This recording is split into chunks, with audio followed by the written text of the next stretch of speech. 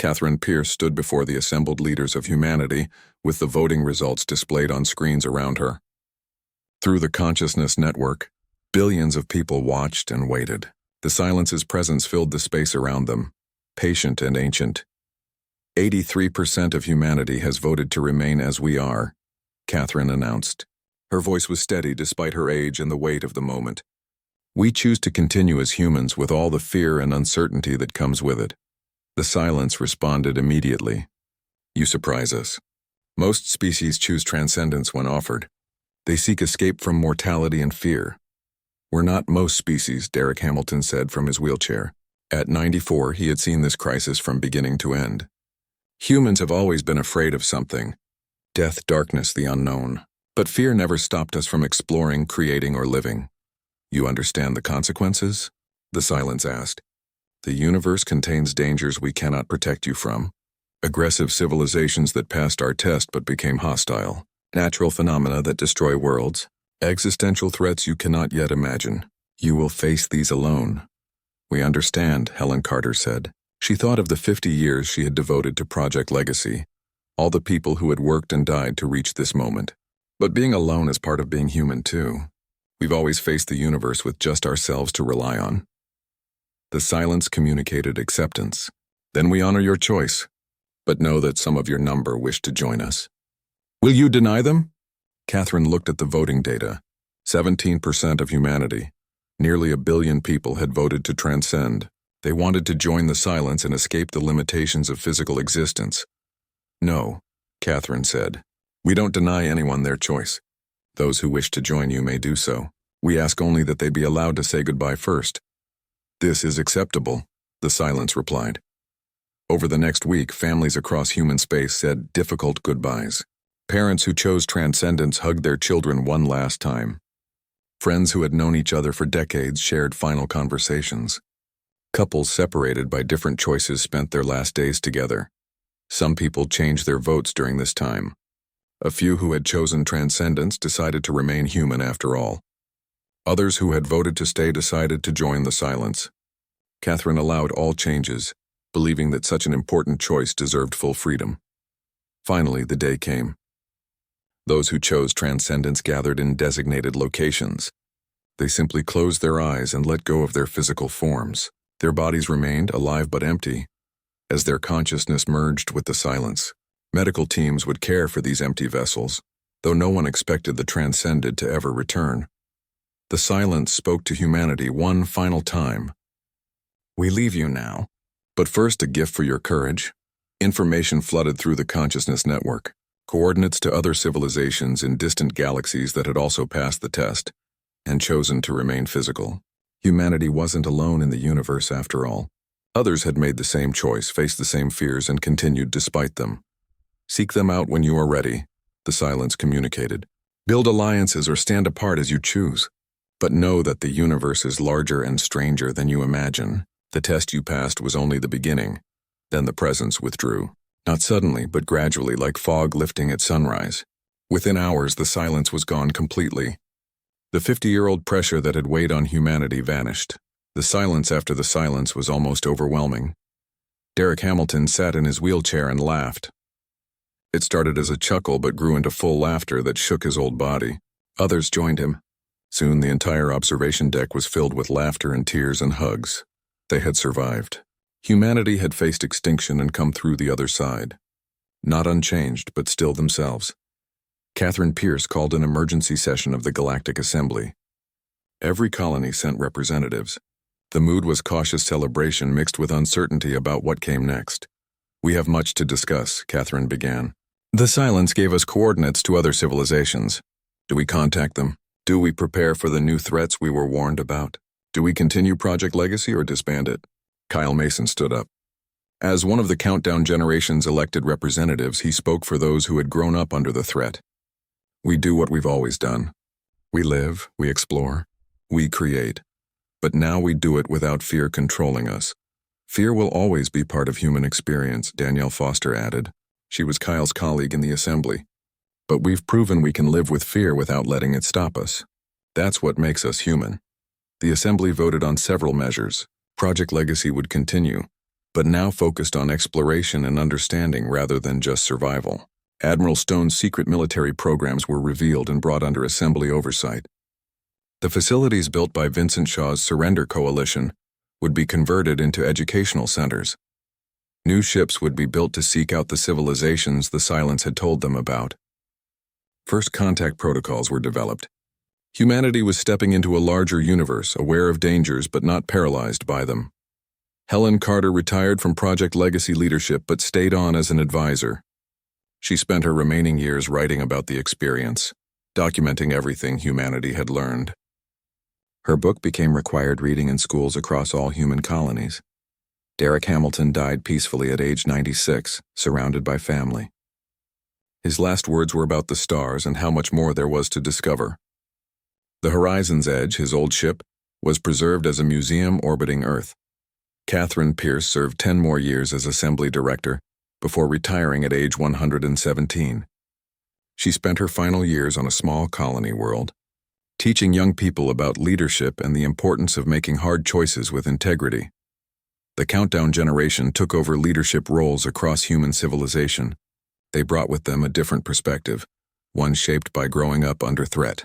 They didn't waste time on petty disputes. They pursued meaningful goals. They told people they loved them and meant it. Humanity's culture changed in subtle ways. People took more risks because they understood that safety was an illusion. Artists created more boldly. Scientists pursued stranger ideas. Ordinary people lived more intentionally. When human ships finally reached the first of the civilizations whose coordinates the Silence had provided, they found others much like themselves. Aliens who looked different but shared the same core trait. They had faced existential fear and continued anyway. These meetings led to alliances, friendships, and eventually a loose federation of species who had all passed the Silence's test. They shared knowledge and resources, defended each other when needed, and explored the universe together. But they also maintained their distinct identities. Humanity remained human, with all their flaws and virtues intact. 100 years after the Silence departed, historians looked back on the crisis as a turning point in human development. Before the Silence, humanity had been focused on expansion and survival. After the Silence, they understood that how they lived mattered more than how long they lived. A memorial was built on Earth near the site where Derek Hamilton first announced his discovery. It was a simple monument with words that captured what humanity had learned. We asked if we could ever be truly free. We learned that freedom includes the freedom to be afraid. The universe is vast and dangerous, and we face it anyway. That is what it means to be human. Children visited the memorial on school trips.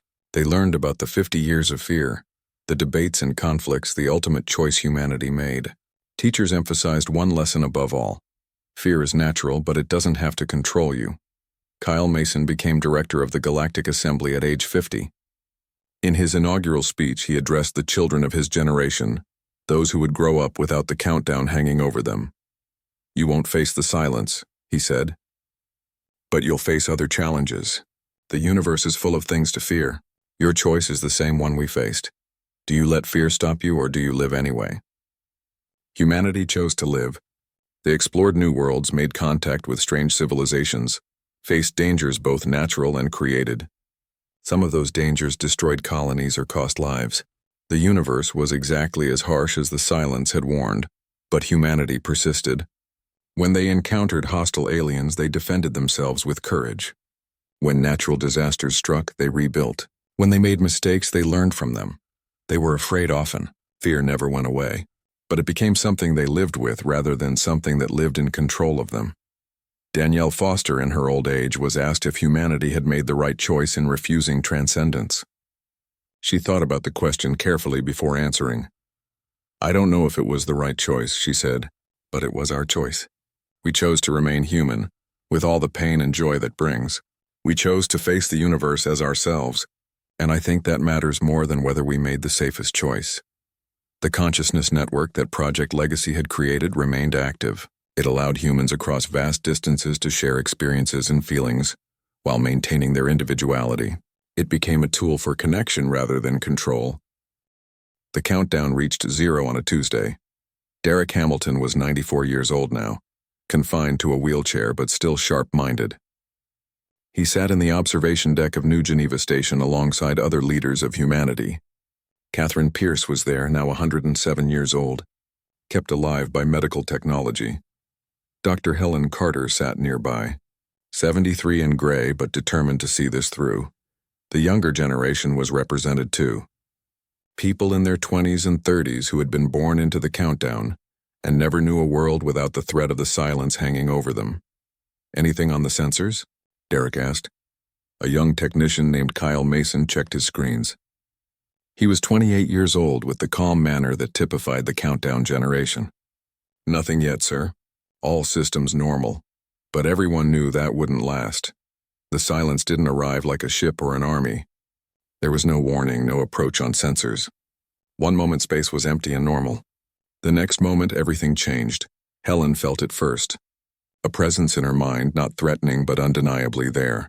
She looked around the observation deck and saw others reacting too. Everyone felt it. "It's here," she whispered. The presence grew stronger. It wasn't painful or frightening. It simply was, as fundamental as gravity or time. The silence existed everywhere simultaneously, woven into the fabric of space itself. You couldn't point to it or measure it with instruments. You could only experience it. Images began appearing in everyone's mind. Not words or pictures exactly, but concepts that bypassed language entirely. The silence was communicating, but not in any way humans had imagined.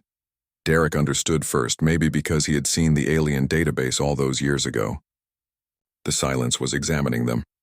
It was looking at humanity not with eyes, but with something beyond human comprehension. It saw their technology, their culture, their history, their fears, and their hopes.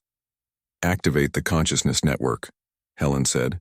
Her voice was steady despite her racing heart.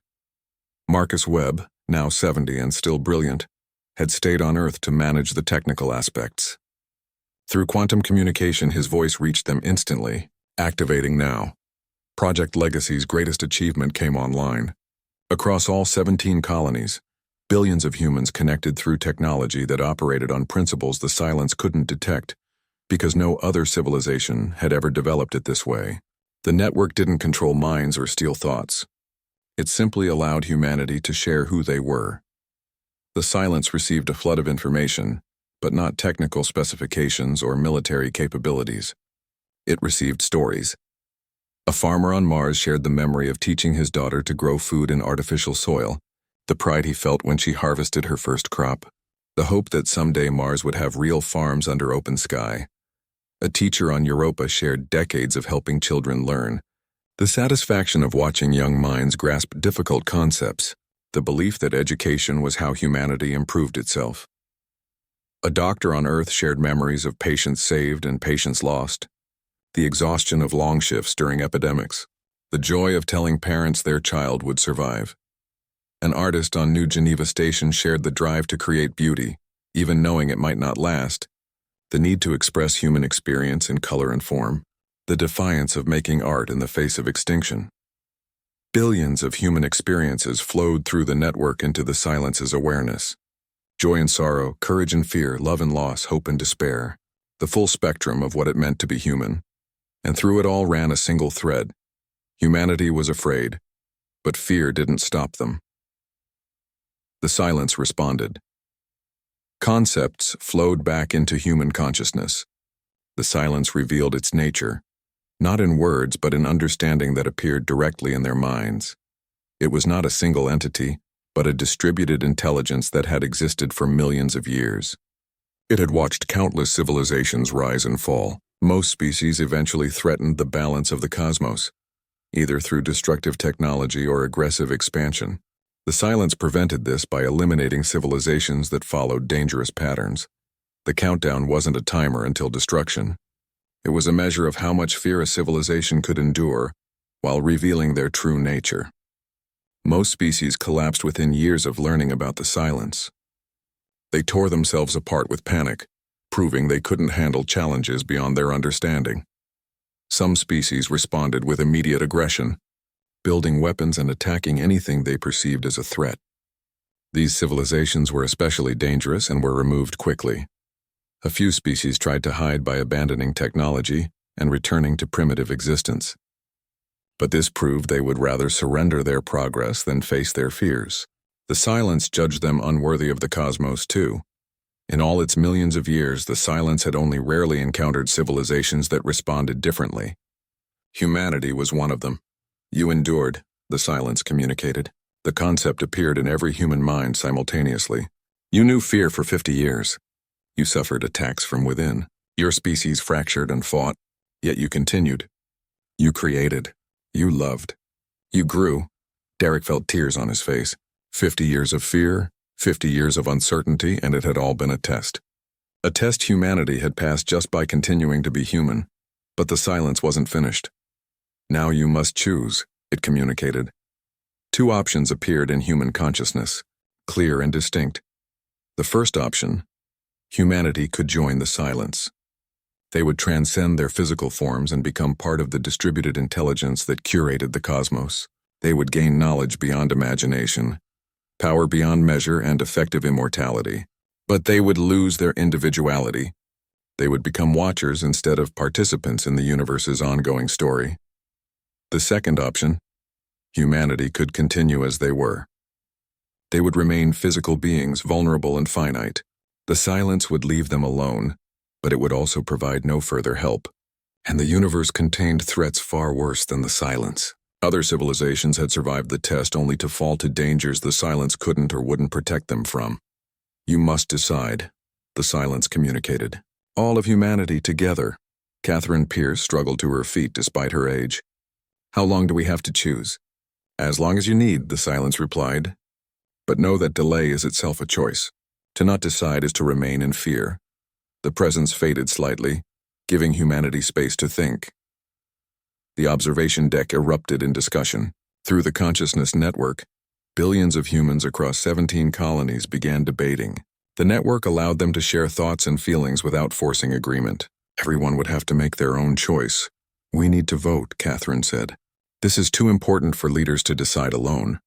Every human old enough to understand the choice should get a voice. Over the next 3 days, humanity debated.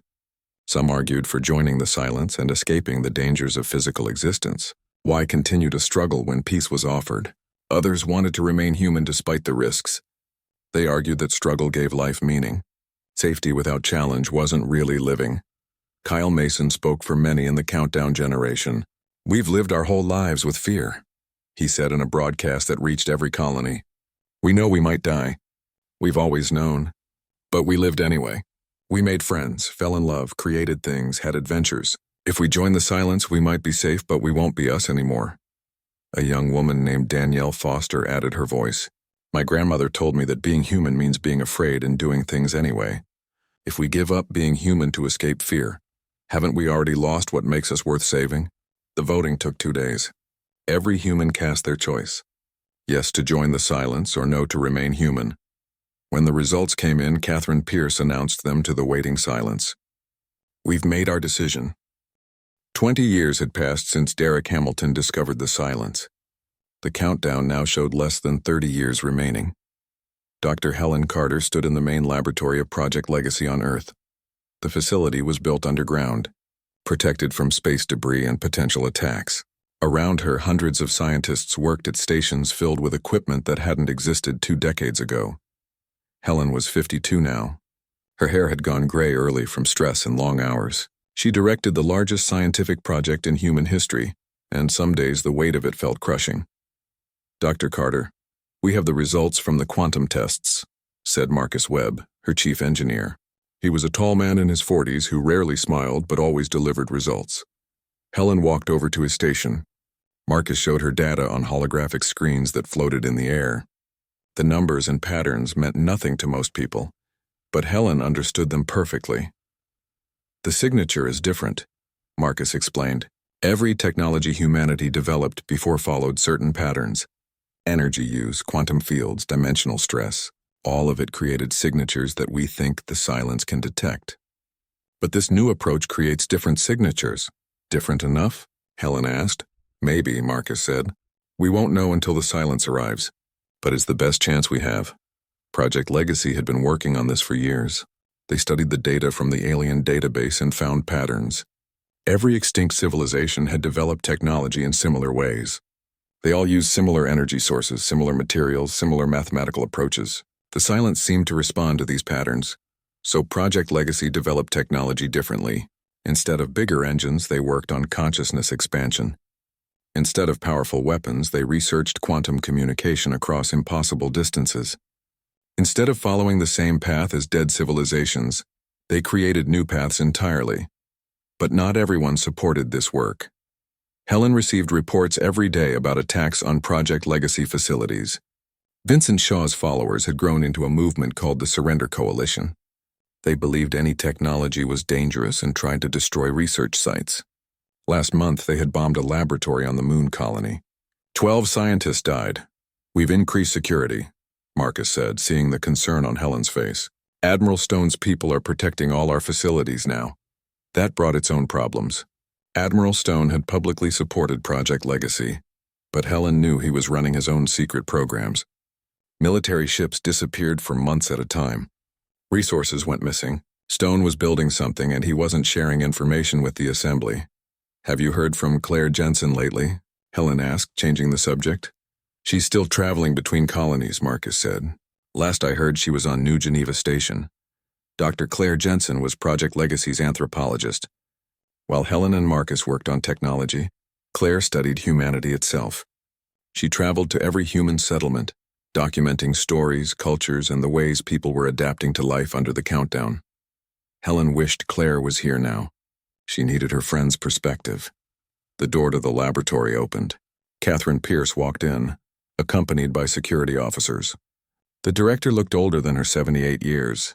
Leading humanity through this crisis had aged her. Helen, we need to talk, Catherine said. Her voice was serious. They went to a private office. Catherine closed the door and activated privacy screens that prevented anyone from listening. Vincent Shaw is planning something, Catherine said.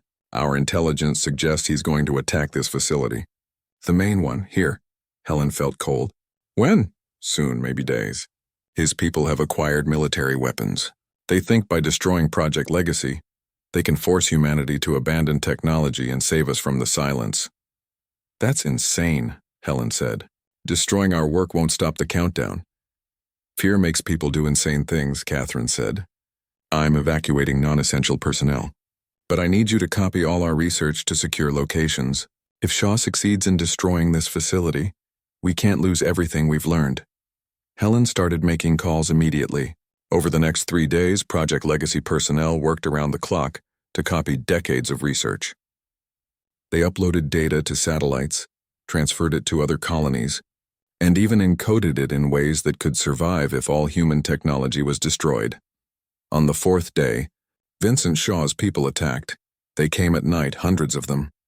They had explosives and weapons. They overwhelmed the security forces and broke into the facility. Alarms screamed as people ran for emergency shelters. Helen refused to leave. She stayed in the main laboratory with Marcus and a dozen other scientists, frantically trying to protect their work.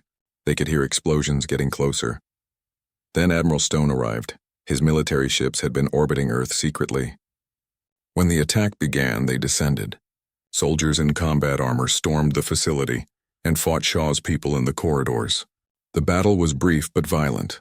Stone himself walked into the laboratory covered in dust and carrying a weapon. Dr. Carter, you need to leave now. Not until the data is secure, Helen said. The data is secure, Stone said. We uploaded the last files 10 minutes ago. Now move. Helen let Marcus pull her toward the exit.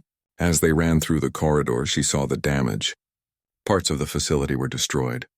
Bodies lay on the floor, both attackers and defenders. The cost of this day was high. They reached the surface and boarded evacuation ships. From the air, Helen watched her laboratory burn. 20 years of work, gone in one night because some people thought fear was stronger than hope. Vincent Shaw was captured during the attack. Catherine Pierce put him on trial, and the court sentenced him to prison. But his movement didn't die. The Surrender Coalition continued, just with different leaders. Every year they grew stronger as the countdown grew shorter. Admiral Stone used the attack to justify expanding his military programs. He argued that humanity needed protection not just from the silence but from itself. The Assembly reluctantly agreed and gave him more authority. Helen rebuilt Project Legacy, but it was never the same. The new facilities were spread across multiple colonies instead of concentrated in one place. The work continued, but the joy was gone. Now it felt like they were racing against time with enemies at their backs. She received a message from Claire Jensen 6 months after the attack. Claire had been studying the children born during the countdown years. These young people had grown up knowing they might not live to old age. They called themselves the countdown generation. They're different, Claire wrote. They don't waste time. They pursue what matters to them. They tell people they love them. They take risks because what's the worst that can happen? The silence? They've lived with that threat their whole lives. Fear is just background noise to them. Helen thought about that. The countdown generation didn't let fear stop them from living. Maybe that was the answer Project Legacy had been searching for all along. As the years passed, humanity changed. Not just their technology, but their culture. People stopped postponing dreams. Artists created more because tomorrow wasn't guaranteed. Scientists pursued wild ideas because safe approaches hadn't saved other civilizations. Ordinary people told the truth more often, forgave faster, and held their loved ones closer. The countdown continued its march toward zero. Now it showed less than 10 years remaining. Helen was 63 years old and tired. But she kept working because giving up wasn't an option. Marcus Webb came to her one day with news. "We finished it. The Consciousness Network. If the silence tests us, we can show it who we are. All of humanity. Connected, sharing our stories and our nature. Will it be enough?" Helen asked. Marcus shrugged. "I don't know. But it's the best we can do." Helen looked at the countdown display on her screen. 10 years, 2 months, 5 days. She thought about Derek Hamilton, who started all this by discovering the alien structure. She thought about Catherine Pierce fighting to keep humanity together. She thought about all the people who had worked and died to give humanity a chance. Most of all, she thought about the countdown generation. They would be the ones who faced the silence when it arrived. They would represent humanity at its moment of judgment. Helen hoped they would be enough. She hoped humanity's refusal to surrender to fear would matter. Only time would tell. And time was almost up. The stars looked different this far from Earth. Captain Derek Hamilton stood on the bridge of the horizon's edge and watched the endless black space around them. He had been traveling through space for 20 years now, but the darkness still made him feel small.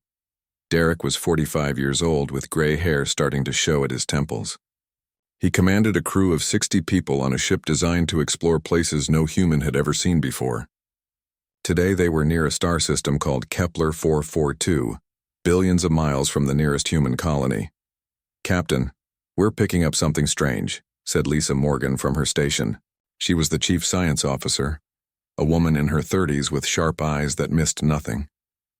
"There's a structure out here. It's big." Derek walked over to her screen. "How big?" "About the size of Earth's moon," Lisa said. Her fingers moved across the controls. "It's not natural. Someone built it." The bridge went quiet. Everyone stopped what they were doing and looked at the screen. In all of humanity's travels through space, they had never found proof of other intelligent life. There were planets that might support life someday, and bacteria on a few moons, but no cities, no ships, no buildings until now. "Get us closer," Derek ordered. Slowly. The horizon's edge moved forward through the darkness. As they approached, the structure became clearer on their screens. It was made of black metal that seemed to absorb light rather than reflect it. The surface was covered in patterns that might have been writing or decoration. It was impossible to tell. "How old is it?" Derek asked. Lisa worked at her computer for several minutes before answering. "The metal has been exposed to cosmic radiation for at least 3 million years. Maybe longer, 3 million years. Humans had only been using fire for a few 100,000 years. When this thing was built, Earth was full of creatures that would eventually evolve into people but weren't there yet."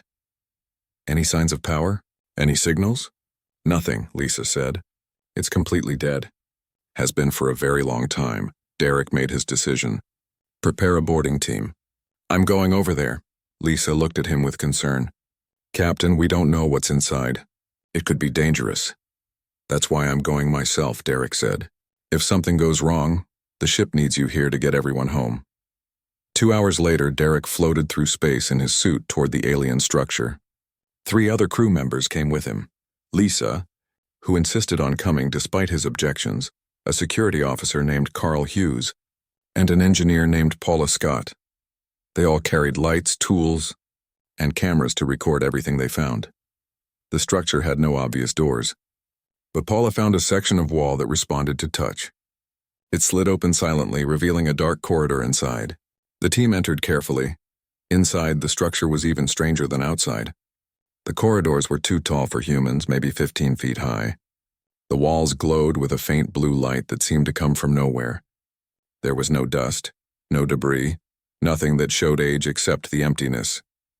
They walked for what felt like miles through identical corridors. Derek was about to suggest they turn back when Lisa stopped suddenly. "Do you hear that?" she asked. Derek listened. There was a sound very faint, like humming. It grew louder as they walked forward. The corridor opened into a massive chamber that stretched beyond what their lights could reach. In the center of the chamber stood a pillar of dark crystal. It pulsed with inner light in rhythm with the humming sound. As the team approached, the crystal reacted. Images appeared in the air around them, floating like ghosts. The images showed planets, thousands of them. Each planet was labeled with symbols none of them could read. As Derek watched, information began appearing in his mind. He couldn't explain it, but suddenly he understood what he was seeing. These were records. Each planet had been home to intelligent life. Each species had built cities, created art, developed technology, and every single one of them was gone, extinct. "Dead, Captain," Lisa whispered. "Are you seeing this too?" "Yes," Derek said. "All of them are dead. Every civilization in this database." The crystal showed them more. It displayed a pattern. Each species had developed to a certain point, reached a specific level of technology, and then vanished. Some disappeared over years. Others went extinct in days. But the result was always the same. Then the crystal showed them Earth. Derek's heart raced as he saw his home planet floating in the display. Information flowed into his mind. Earth was in the database too. Humanity was being watched. And next to Earth's image was something that made his blood run cold. A countdown. The numbers were mathematical, universal. Anyone from any world would understand them. Derek understood them now. Humanity had less than 50 years before whatever happened to those other civilizations happened to them too. "What is this?" Carl asked, his voice shaking. "What's going to happen to us?" The crystal showed them more images. An intelligence that existed between the stars.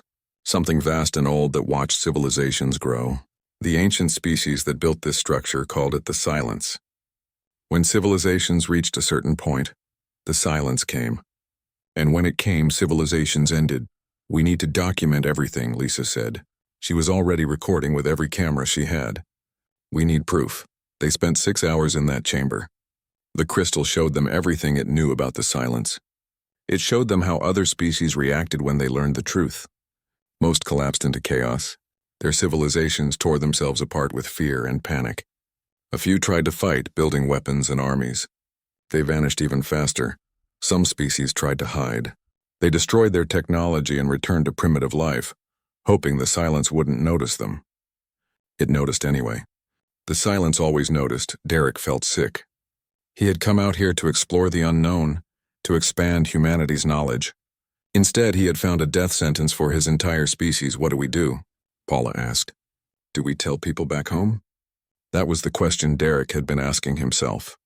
If they brought this information back to Earth, panic would spread. People would be terrified. Governments might collapse. But if they said nothing, humanity would continue blind, unaware that their time was running out. Derek looked at his crew. They were scared. He was scared too, but fear had never stopped humans before. "We tell them," he said finally. "We tell them everything, and then we figure out how to survive." The team gathered all the data they could carry. The crystal seemed to want them to take it, as if it had been waiting millions of years for someone to find this warning. As they left the chamber, Derek took one last look at the countdown next to Earth's image. 49 years, 7 months and 14 days. The horizon's edge turned toward home, carrying the most important and terrifying discovery in human history. Derek stood on the bridge and wondered if he had just doomed his species or given them a chance to prepare. Only time would tell. And time was something humanity didn't have much of anymore. The news hit Earth like a bomb. Within days of Derek Hamilton's return, every human being across 17 star systems knew about the silence. They knew about the countdown. They knew that in less than 50 years, something was coming that had destroyed thousands of civilizations before them. Catherine Pierce watched the chaos unfold from her office on New Geneva Station. As director of the Galactic Assembly, she was responsible for keeping humanity's colonies together and functioning. Right now, that job felt impossible. Catherine was 58 years old and had spent her entire adult life in politics. She had negotiated trade agreements, settled disputes between colonies, and guided humanity through difficult times.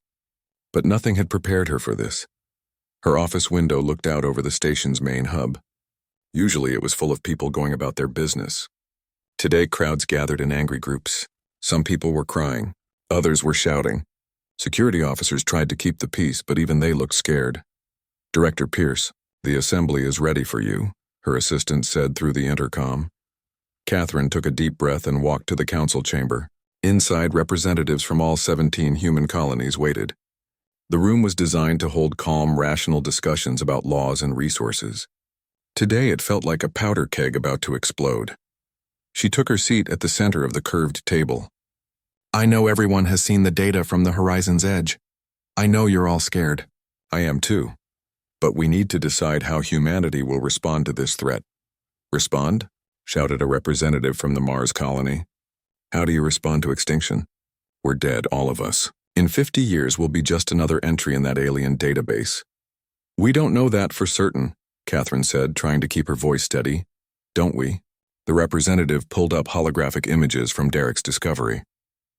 "Look at this. Thousands of dead civilizations. All of them reached our level of technology. All of them died. What makes you think we'll be any different?" Before Catherine could answer, another representative stood up. His name was Vincent Shaw, a philosopher from the Europa colony. He was in his 60s with white hair and tired eyes. "We'll be different because we can choose a different path," Vincent said quietly. Every civilization in that database kept advancing their technology. They kept building, expanding, reaching further. That's what triggered the silence. "So we stop. Stop what?" someone asked. "Everything," Vincent said. "We stop advancing. We dismantle our technology. We return to simpler ways of living. If the silence comes for civilizations that reach a certain level, we make sure we never reach that level." The room erupted in arguments. Some people agreed with Vincent. Others called him a coward. Catherine let them shout for a few minutes before calling for order. "That's one option," she said. "What are the others?" Admiral Gregory Stone stood up. He was a large man in his 50s who had commanded humanity's defense forces for 20 years. His uniform was covered in medals from various conflicts between colonies. "We fight," Stone said simply. "We take every resource we have and build weapons. We create armies. We develop new technology specifically designed to destroy the silence when it comes. We meet this threat with force." "We don't even know what the silence is," Lisa Morgan said. She had come to the assembly as Derek Hamilton's representative. "How do you fight something that exists between stars? Something that destroyed thousands of civilizations more advanced than us?" "We find a way," Stone said firmly. "That's what humanity does. We fight, we survive. We never give up. I'd rather die fighting than live on my knees." More arguments broke out. The assembly split into groups. Some supported Vincent's idea of technological surrender. Others wanted to follow Stone's path of military preparation. A few suggested doing nothing and hoping the countdown was wrong. Catherine listened to all of them. As the hours passed, she realized that this debate would tear humanity apart if she didn't find a middle path. Then a new voice spoke up.